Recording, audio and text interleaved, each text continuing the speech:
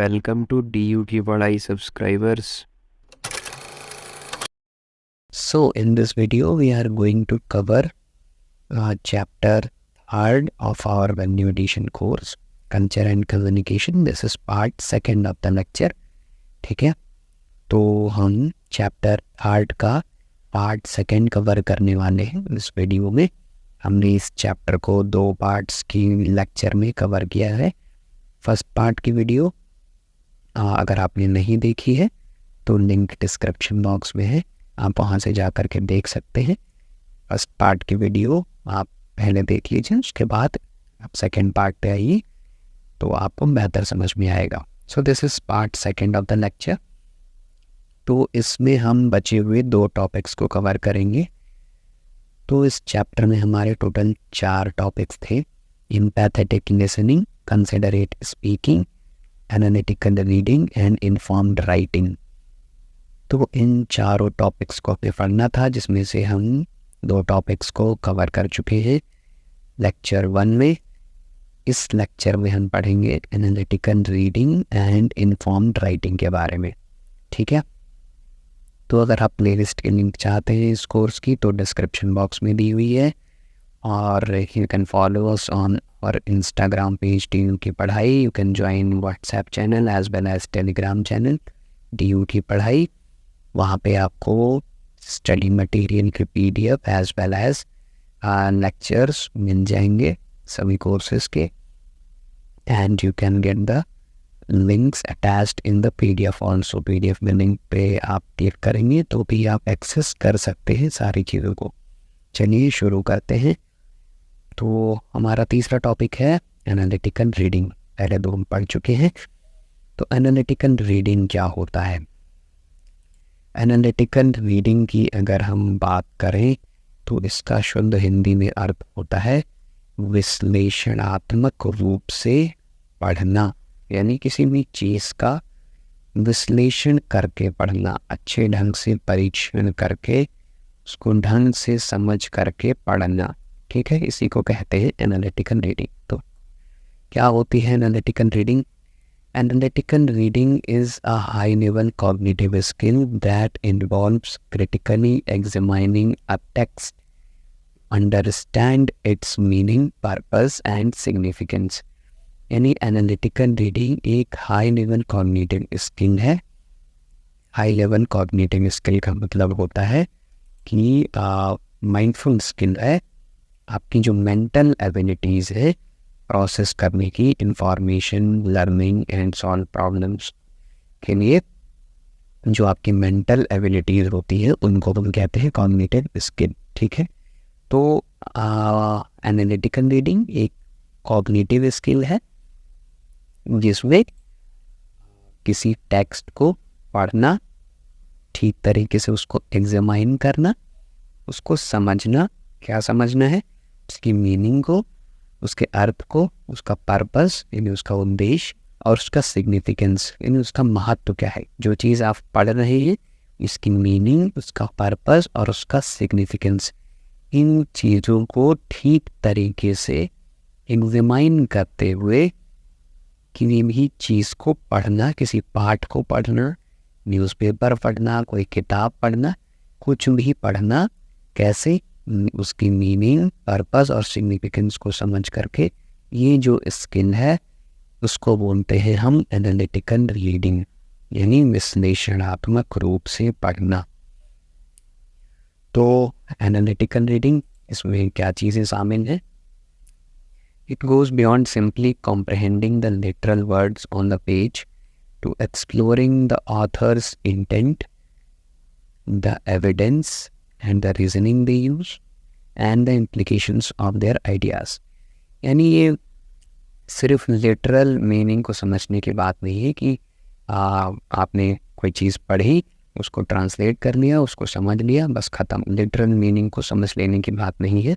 ये उससे आगे जा कर के जो लेखक है, ऑथर है, उसका इंटेंट क्या है, लिखने के पीछे का उसकी क्या इंटेंट है, और जो चीज़ें लिखी गई हैं उसका एविडेंस क्या है, उसकी रीजनिंग क्या है, उसका कोई सोर्स ऑफ इंफॉर्मेशन क्या है, साक्ष्य कहाँ है, तर्क कहाँ है, जो ऑथर है वो किन साक्ष्यों का इस्तेमाल कर रहा है, किन तर्कों का इस्तेमाल कर रहा है, and the implications of their ideas, और उनकी जो आइडियाज़ हैं ऑथर के जो लिखे गए हैं, जो आप पढ़ रहे हैं, उसके क्या निहितार्थ हो सकते हैं, उसके क्या इम्प्लीकेशंस हो सकती हैं, क्या प्रभाव पड़ सकता है, इन सभी को यानी कुल मिलाकर के डीपली एनालाइज करके चीज़ों को पढ़ना ही कहलाता है एनालिटिकल रीडिंग।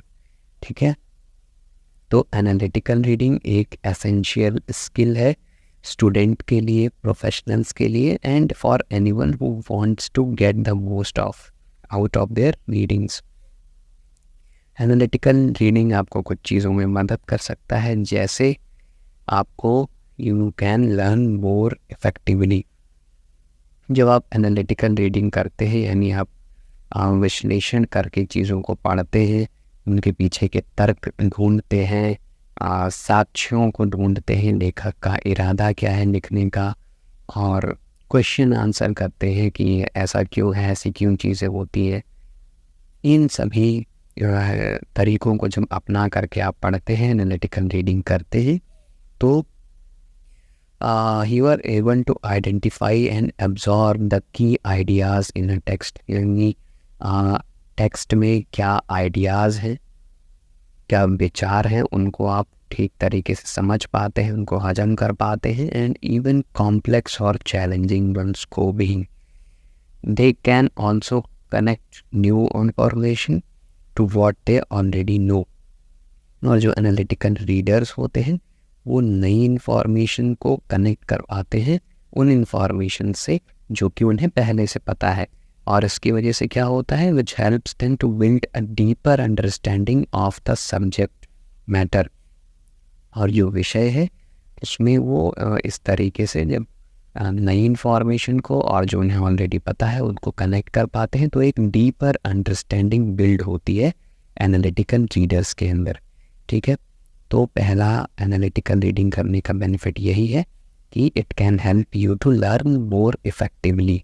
ठीक है, आप लिटरल मीनिंग को ना समझ करके कि हाँ ऐसा लिखा हुआ है, इसका मीनिंग ये होता है, बस काम खत्म, उसके पीछे का रीज़न समझेंगे, तर्क, उसके पीछे के साक्ष्य, कहाँ से इन चीज़ों को लिखा गया है, क्या बेसिस है, सोर्स ऑफ एजम्पशन क्या है, इन सभी को जब आप देखेंगे तो आप एनालिटिकल रीडर कहलाएंगे।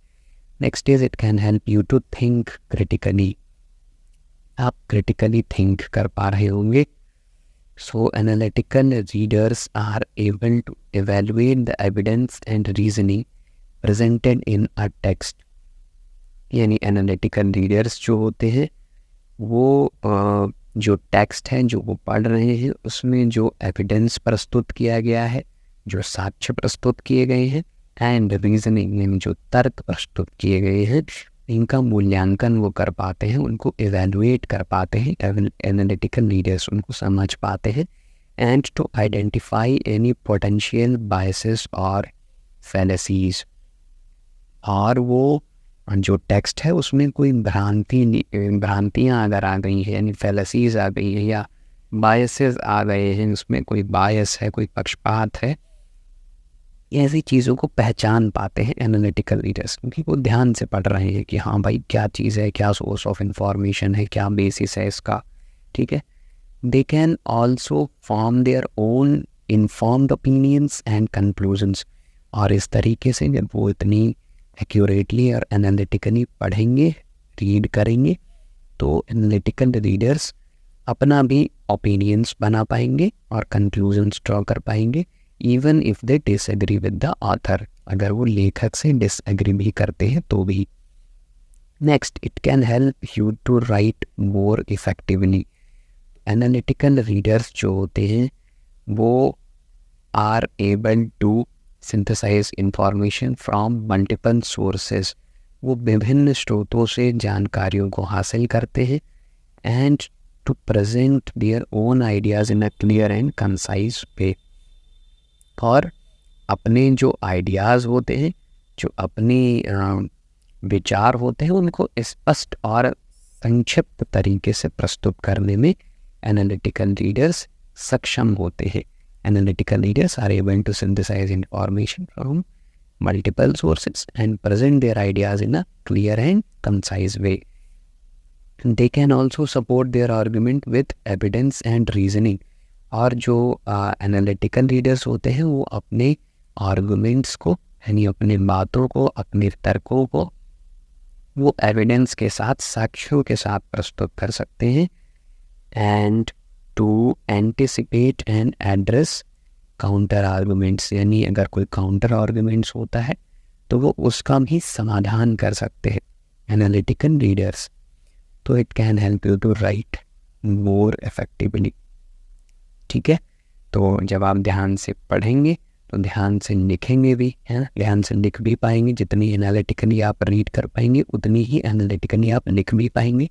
तो जब आप लिख पाएंगे इफेक्टिवली तो अपने आइडियाज़ को, अपनी रीजनिंग्स को आप राइटिंग के फॉर्म में प्रस्तुत कर पाएंगे। So here are some strategies for analytical reading. आप एनालिटिकल रीडिंग कर कैसे सकते हैं? पहला है प्रीव्यू द टेक्स्ट। तो जब आप पढ़ना शुरू करें उसके पहले आपको थोड़ा समय लगाना है, आप टेक्स्ट को प्रीव्यू कर पाए, आप एक उसका ओवरव्यू ले पाए। So before you start reading take a few minute to skim the text and identify the main topics, sub topics and supportive evidences. यानी इससे पहले कि आप पढ़ना शुरू करें आप कुछ मिनट का समय निकाल कर आपको पाठ के ऊपर एक नज़र डालनी है। उसके मुख्य विषय क्या हैं, उसके टॉपिक्स क्या हैं, उसके सब टॉपिक्स क्या हैं और उसके सपोर्टिंग एविडेंसेस क्या हैं। इनके ऊपर आपको एक छोटा ओवरव्यू ध्यान से लेना है, रिव्यू करना है। And this will give you a general overview of the text and help you to focus your reading. और इससे क्या होगा कि आपको एक जनरल ओवरव्यू मिल जाएगा कि आप पढ़ने क्या वाले हैं, कौन कौन से टॉपिक्स को आप कवर करने वाले हैं और किस ऑर्गेनाइज्ड वे में इन चीज़ों को पढ़ना है। ठीक है, नेक्स्ट इज़ रीड एक्टिवली। अगर आप एनालिटिकल रीडर बनना चाहते हैं तो आपको एक्टिवली रीड करना पड़ेगा। एक्टिवली रीड करने का अर्थ ये है as you read engage with the text by asking yourself questions। यानी जब आप पढ़ रहे हैं तो आपको स्वयं से ही सवाल पूछने हैं। कैसे सवाल? जैसे कि what is the author's main point, यानी लेखक का क्या, इसका मेन पॉइंट क्या है, क्या कहना चाह रहा है लेखक हमसे। what evidence and reasoning does the author use to support their claims, यानी अपने जो क्लेम्स हैं उसको सपोर्ट करने के लिए ऑथर क्या रीजनिंग और क्या एविडेंस प्रस्तुत कर रहा है। अपने जो विचार हैं उसको सपोर्ट करने के लिए अपने खुद के ही ओपिनियन तो नहीं लिख दे रहा है वो, ऐसी चीज़ों को आपको एनालाइज करना है। और do I agree with the author's argument, क्या मैं लेखक के तर्क से सहमत हूँ, वाई और वाई नॉट, अगर हूँ तो क्यों, अगर नहीं हूँ तो भी क्यों। What are the implications of the author's ideas, लेखक के विचारों का क्या प्रभाव पड़ सकता है या लेखक के विचारों का क्या निहितार्थ है, इनके क्या इफेक्ट हो सकते हैं, क्या implications हो सकते हैं। इन सभी ऐसे ऐसे क्वेश्चंस को आपको पुट अप करना है जब आप किसी चीज़ को पढ़ रहे हो। यानी डीपली आपको एकदम रीड करना है, खुद से सवाल करने हैं, आपको साक्ष्यों को देखना है, एविडेंसेस देखनी है, उसके रीजनिंग देखनी है, उसके पीछे की मीनिंग्स देख रही है। सारी चीज़ों को आपको ध्यान में रख के जब आप एनालिटिकली रीड करेंगे तो आप एक एक्टिव रीडर कहलाइए। Next is take notes. जब आप पढ़ रहे हो तो आपको नोट्स भी बनाने हैं। नोट्स बनाने का मतलब हुआ as you read take notes on the main ideas, supporting evidence and your own thoughts and reactions. जब आप पढ़ रहे हो तो आपको मेन आइडियाज़ जो निकल कर के आ रहे हैं आपके पढ़ने में उनका नोट्स बनाना है। सपोर्टिंग एविडेंस क्या क्या हैं, कहाँ कहाँ से किन किन जगहों से जानकारियाँ जुटाई गई हैं, किन साक्ष्यों को प्रस्तुत करके इन लेख को लिखा गया है, उसको भी आपको उसके भी नोट्स लिखने हैं। एंड अपने थॉट्स और अपने रिएक्शंस क्या हैं किसी विचार को लेकर के, वो भी आपको लिखना है। And this will help you to remember what you have read and to develop your own analysis of the text। और अगर आप इस प्रकार से पढ़ते हुए अगर आप नोट्स बनाएंगे लिखेंगे तो आपको याद रहेगा कि आपने पढ़ा क्या है और आप खुद से एनालिसिस कर पाएंगे जो टेक्स्ट होगा उसकी। तो ये हो गया हमारा एनालिटिकल रीडिंग, यानी ठीक तरीके से पूरा विश्लेषण करके पढ़ना। विश्लेषण करके पढ़ना यानी एनालिटिकल रीडिंग का अर्थ यही है कि आप जो पढ़ रहे हैं उसको ध्यान से पूरी तरीके से उसका सोर्स ऑफ इंफॉर्मेशन क्या है, कहाँ से वो इंफॉर्मेशन लाई गई है और उसके पीछे की मीनिंग क्या है। कहते हैं ना रीडिंग बिटवीन द लाइंस, उसका लिटरल मीनिंग न समझ करके उसके जो इंटरनल अंदर की वो बात जो कहना चाह रहा होता है उन सभी चीज़ों को समझना, उसका meaning, purpose as well as significance को समझना ही एनालिटिकल रीडिंग कहलाता है। ठीक, next topic and last topic is informed writing. तो इन्फॉर्म्ड राइटिंग क्या होती है? रीडिंग हमने पढ़नी, हम पारी है इन्फॉर्म्ड राइटिंग की। Informed writing is a writing that is based on accurate and up-to-date information। Informed writing हम उसे बोलते हैं ऐसा लेख जो कि accurate और updated information पे based हो, यानी ऐसा लेख जिसमें लेखक अपनी जानकारी एकदम ताजगी से प्रस्तुत करता है, तरोताजी जानकारी प्रस्तुत करता है ना, और एकदम यथार्थ की जानकारी प्रस्तुत करता है। ऐसा जो लेख होगा, ऐसी जो राइटिंग होगी उसको हम कहेंगे informed writing. So informed writing is a writing that is based on accurate and up to date information. ठीक है, so it is a writing that is well researched and that presents the facts in a fair and objective way.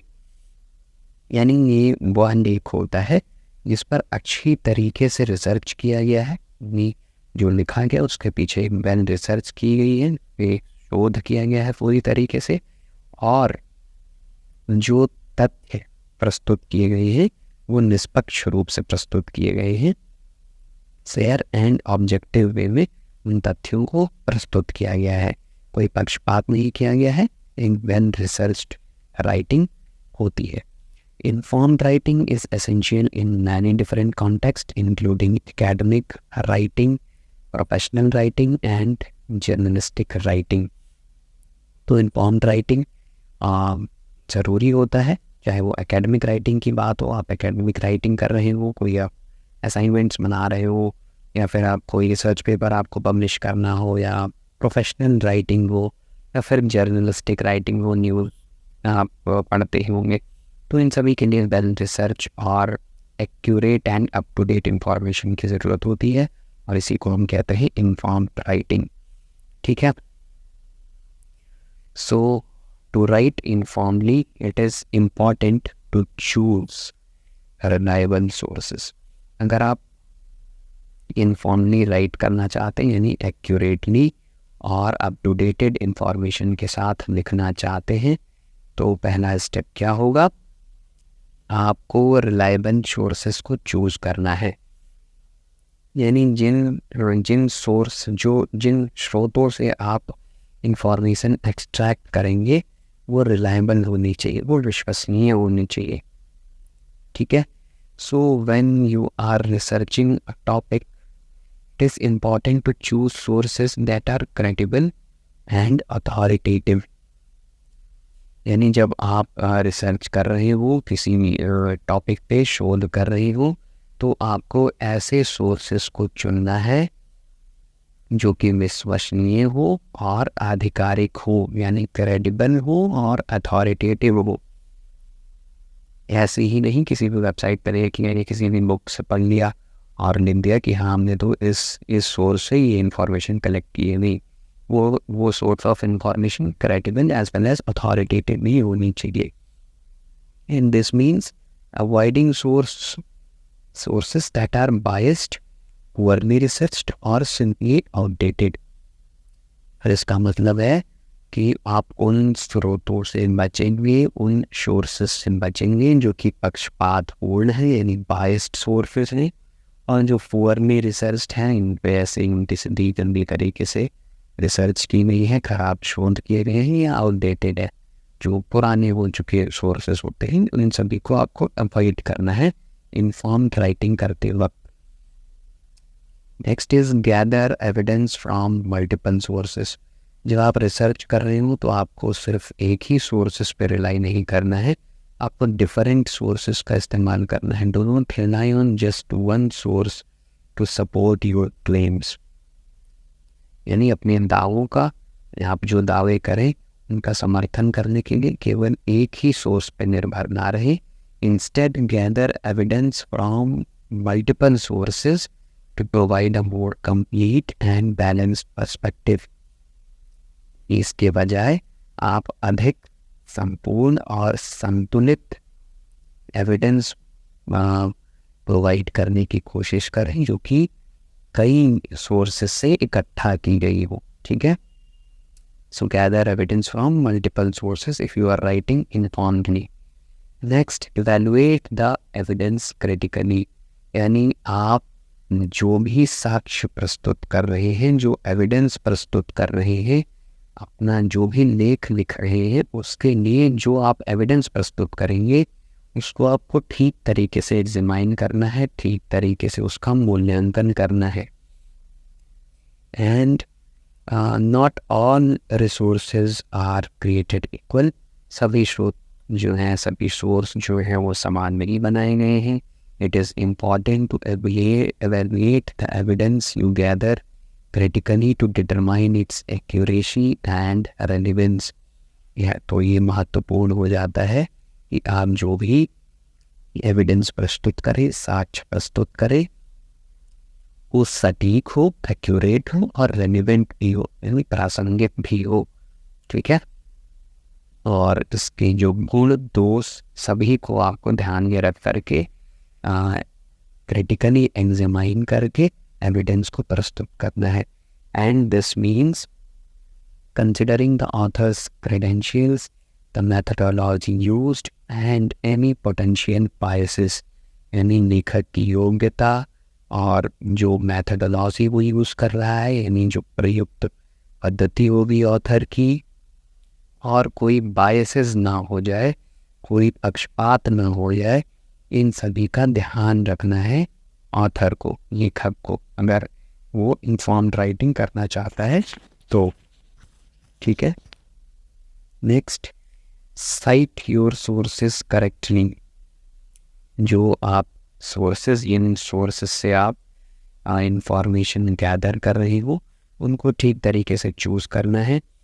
So when you use information from other sources, it is important to cite them correctly, and this gives credit to the original authors। यानी जब आप किसी दूसरे sources से information ले रहे हो तो आपको वहाँ पे ओरिजिनल ऑथर को भी क्रेडिट देना है कि मैंने ये चीज़ लिखी, ये मेरा रिसर्च पेपर है, या ये असाइनमेंट लिखा गया, या आप कहीं न्यूज़पेपर में कोई लेख लिख रहे हैं तो उसमें आपको बताना है कि मैंने फलाने ऑथर की इस किताब से मैंने ये लाइन एक्सट्रैक्ट करी है, ये इसका एविडेंस उस बुक में आप रेफ़र कर सकते हैं, मैंने वहाँ से ये चीज़ें निकाली है। तो इस तरीके से आपको क्रेडिट देना है अगर आप किसी ऐसे सोर्स का इस्तेमाल करते हैं। And allow your readers to track down the original sources if they want to learn more. और इस तरीके से आप अपने जो रीडर्स होंगे उनको आप अलाउ कर सकते हैं कि जो आपका सोर्स ऑफ इंफॉर्मेशन है, जो ओरिजिनल सोर्स ऑफ इंफॉर्मेशन होगा, वो उसको ट्रैक डाउन कर सकते हैं और उसको भी और बेहतर तरीके से सीख सकते हैं, उसमें और ज़्यादा पढ़ सकते हैं ओरिजिनल सोर्सेस को, ठीक है। तो ये था कि किस तरीके से आप इन्फॉर्म्ड राइटिंग कर सकते हैं और क्या बातों को आपको ध्यान में रखना चाहिए। अब हम कुछ टिप्स की बात करेंगे इन्फॉर्मली राइट अगर आप करना चाहते हैं तो कुछ टिप्स यहाँ पे लिखे हुए हैं। तो इन्फॉर्म्ड राइटिंग करने के लिए सबसे पहले तो आपको एक क्लियर और कंसाइज थीसिस स्टेटमेंट के साथ स्टार्ट करना चाहिए। यानी एक छोटे थीसिस स्टेटमेंट का मतलब होता है एक छोटा सा स्टेटमेंट 1 या 2 लाइन का, जिसमें आप क्लियरली और कंसाइजली जो भी पूरा पेपर होगा या पूरा जो एसे होगा या जो पूरा आर्गुमेंट होगा जो भी लिखेंगे उसको एक छोटे से थीसिस स्टेटमेंट में यानी 2-3 लाइन में एक सेंट्रल आइडिया उसका आउटलाइन कर लेना है। ठीक है, इसी को हम बोलते हैं thesis statement. So your thesis statement should clearly state the main point of your एसे और आर्टिकल। आप जो भी आर्टिकल लिखना चाहेंगे, जो एसे लिखेंगे या कुछ भी आप लिख रहे हैं, तो उसको आप एक छोटे से थीसिस स्टेटमेंट में उसका पूरा सेंट्रल आइडिया उसमें लिख देंगे कि हाँ ये चीज़ अब आप ये पढ़ने वाले हैं या इसका सेंट्रल आइडिया है, आप इन चीज़ों को आप आगे पढ़ने वाले हैं। So you have to start with a clear thesis statement and it should be specific and arguable, meaning that it should take a stand on a particular issue, right? जो आपका इशू होगा उसके बारे में एक सेंट्रल आइडिया, एक specific and आर्गुएबल statement आपको start में लिखनी है। Next is support your claims with evidence. जब आप लिखेंगे तो आपको जो आप क्लेम्स करेंगे, जो आप दावे करेंगे, उसको आपको एविडेंस के साथ प्रस्तुत करना है। So do not just make assertions, सिर्फ दावे नहीं करने हैं बल्कि backup your claims with evidence from reliable sources, यानी विश्वसनीय स्रोतों से, रिलायबल सोर्सेस से अपने जो साक्ष्य हैं उनको प्रस्तुत करना है और अपने जो वो किए गए दावे हैं जो आप लिखेंगे उनका समर्थन करना है कि हाँ मैं ये चीज़ लिख रहा हूँ, इसके पीछे का स्रोत ये किताब है या ये वेबसाइट है या ये न्यूज़पेपर है या यहाँ जिस भी सोर्सेस से आप उन क्लेम्स को कर रहे हैं उसको आप लिखेंगे। And this evidence can include facts, statistics, expert opinions and personal anecdotes. और इसमें आप क्या चीज़ें प्रस्तुत कर सकते हैं एविडेंस के रूप में, जैसे फैक्ट्स है, कोई तथ्य आप दे सकते हैं, या स्टैटिस्टिक्स की कोई रिपोर्ट है, कोई आंकड़े हैं उनको आप दे सकते हैं, एक्सपर्ट के ओपिनियन से उनको देख सकते हैं, या अपने जो व्यक्तिगत उपाख्यान है, अपने पर्सनल एनेक्डोट्स हैं उनको शामिल कर सकते हैं। So support your claims with evidence. Next is be objective. अपने ही ओपिनियन को फैक्ट के रूप में नहीं प्रस्तुत करना है, यानी खुद ही नहीं बोलना है कि हाँ ये मेरा ओपिनियन है और यही फैक्ट है, मैं मानता हूँ तो यही सही होगा, ऐसा ही होगा, ऐसा नहीं बोलना है। Avoid stating your opinions as facts, तो ऐसी चीज़ें नहीं लिखनी है, खुद के ओपिनियन को ही फैक्ट के रूप में नहीं प्रस्तुत करना है। Instead present the fact and let your readers draw their conclusion. अगर आप ऐसा कुछ कहना भी चाहते हैं तो उस फैक्ट को आप प्रेजेंट कर दीजिए और let the readers draw their conclusion. और जो पढ़ने वाले हैं तथा रीडर्स हैं उनको अपना जो उनका व्यू पॉइंट है, उनके जो कंक्लूजन्स आपको पढ़ के जो वो आप जो पढ़ के समझेंगे, जो कंक्लूजन निकालेंगे, वो उनका व्यू पॉइंट उनके लिए रहने दीजिए। ठीक है, अपना कंक्लूजन उन्हें निकालने दीजिए। Next, right clearly.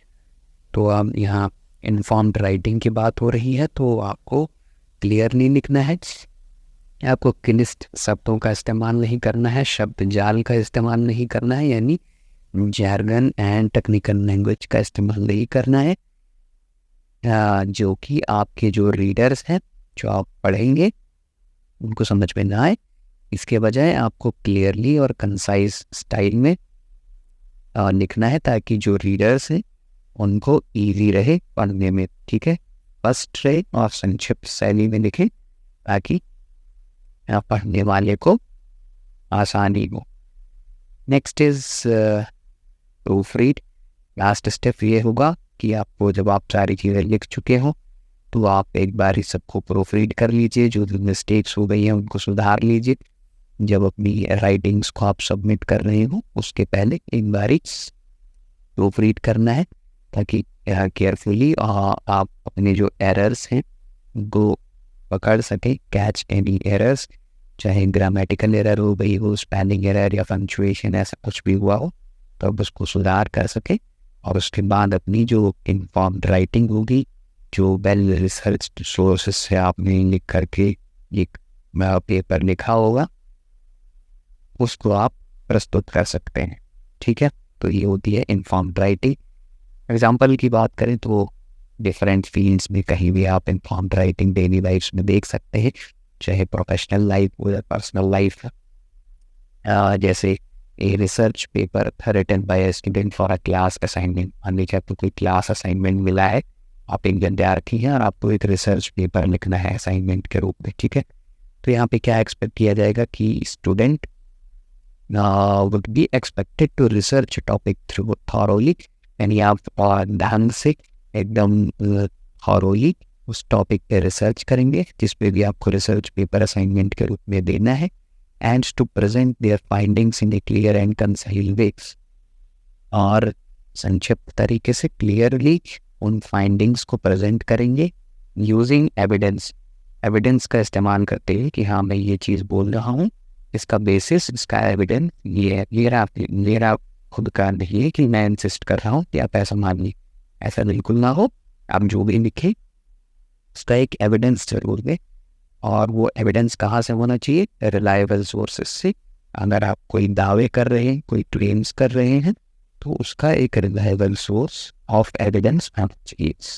तो ये एक एग्जांपल हो सकता है अगर आपको असाइनमेंट देना है, रिसर्च पेपर देना है तो। ठीक है, नेक्स्ट कोई बिजनेस प्रपोजल है, यहाँ कोई क्लाइंट है, उसकी कोई प्रॉब्लम है और कोई प्रोफेशनल लाइफ में अपने बिजनेस प्रपोजल के रूप में उस क्लाइंट की प्रॉब्लम को सॉल्व करना है, तो वो कैसे करेगा? So the proposal would need to be well researched and informative. उस प्रपोजल को अपने क्लाइंट को जो भी प्रपोजल उसे देना है, उसकी जो भी प्रॉब्लम्स होगी उसको सॉल्व करना है, तो वो वेल रिसर्च्ड और एक इंफॉर्मेटिव इंफॉर्मेशन गैदर करेगा और वो क्लाइंट के सामने प्रस्तुत करेगा कि अच्छा भाई ये प्रॉब्लम है, तो ये जो तुम्हारा ये प्रपोजल है इसमें हमने ये रिसर्च में सारी चीज़ें अच्छे से लिख के दे दी है आपको, आपको कोई प्रॉब्लम नहीं होगी। And with a clear and compelling solution to their problem, जो भी प्रॉब्लम होगी क्लाइंट की, वो उसके एक well researched and informative accurate information पे based, up to date information पे बेस्ड एक प्रपोजल तैयार करके सॉल्यूशंस के साथ क्लाइंट को दे देगा। ठीक है, नेक्स्ट एग्जाम्पल कैन बी, अगर कोई न्यूज़ आर्टिकल लिख रहा है, कोई जर्नलिस्ट है ना, तो न्यूज़ आर्टिकल लिख रहा है तो जाहिर सी बात है इन्फॉर्म्ड राइटिंग बहुत ज़्यादा इंपॉर्टेंट है।